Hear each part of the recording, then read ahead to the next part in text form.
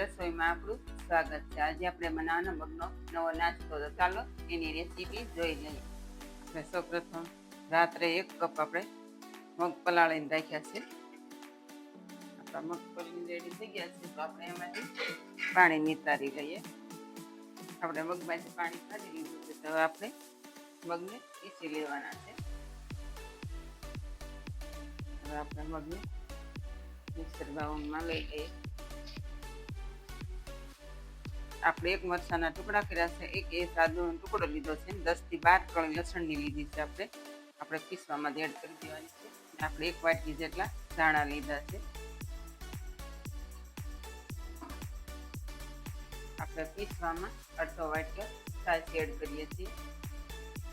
તમે દહીં પણ એડ કરી શકો છો। હવે આપણે પીસી લઈએ।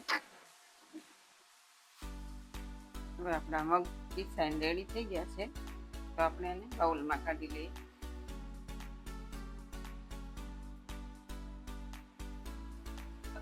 હવે આપણે આમાં 1 વાટકી રવો એડ કરવાનો છે।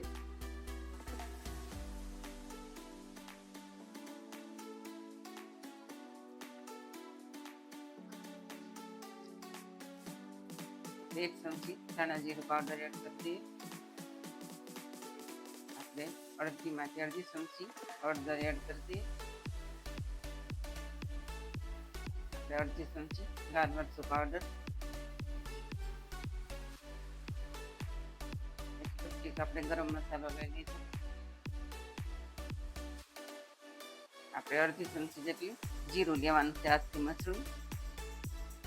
સ્વાદ અનુસાર મીઠું લઈ લઈએ।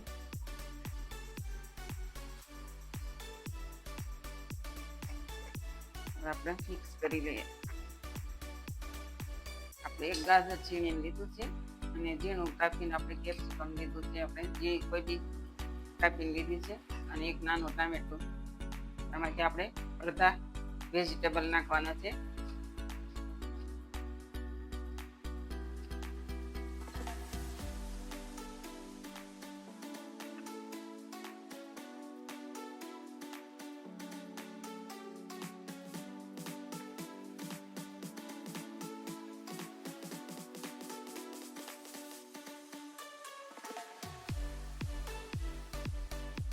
તમે ડુંગળી પણ નાખી શકો છો।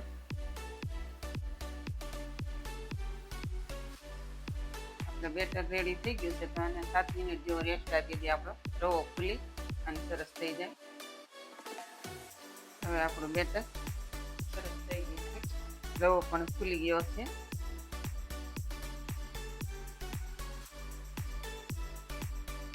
હવે આપણે આમાં 2 ચમચી પાણી નાખીએ। 2 ચમચી જેટલું આપણે પાણી લીધું છે। આપણે 1 ચમચી ખાવાનો સોડા એડ કરીએ છીએ।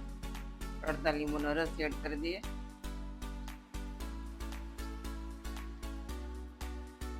હવે આને આપણે મિક્સ કરી લઈએ। હવે આપણું બેટર રેડી થઈ ગયું છે, આપણે ગેસ લગાવી દઈએ। લોટને દબાવવા મૂકી દઈએ। આપણે એમાં તેલ એડ કરી દઈએ।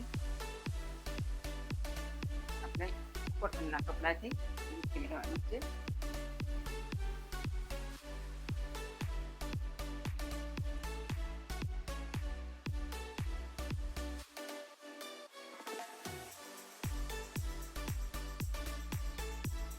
આપણે બેટર રેડી થઈ ગયું, એને આપણે નાના મિની પુડલા કહો તો મિની પુડલા પણ કહેવાય। આ મગનો આપણે નવો નાસ્તો છે।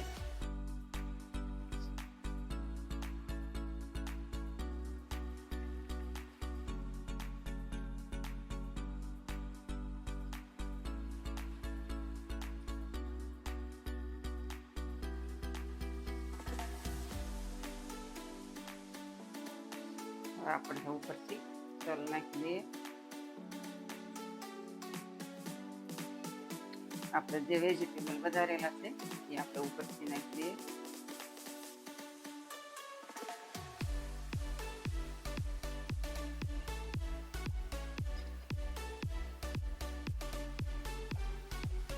આપણે આવી રીતે કરી દઈએ તો આપણા વેજીટેબલ ખૂબ ચીપકી જાય.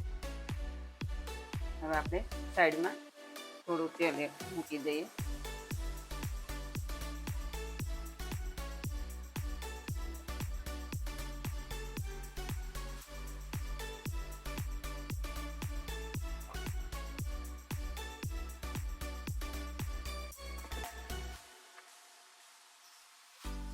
આપણે આને સાઈડ ચેન્જ કરી લઈએ.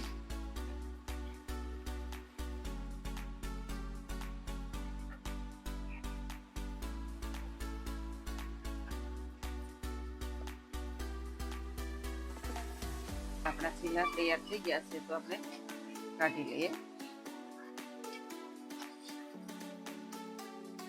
હવે આવી જ રીતે આપણે બીજા પણ ઉતારી લઈએ. તૈયાર છે આપણો મગનો નવો નાસ્તો. તો આપણે એને સર્વ કરી લઈએ.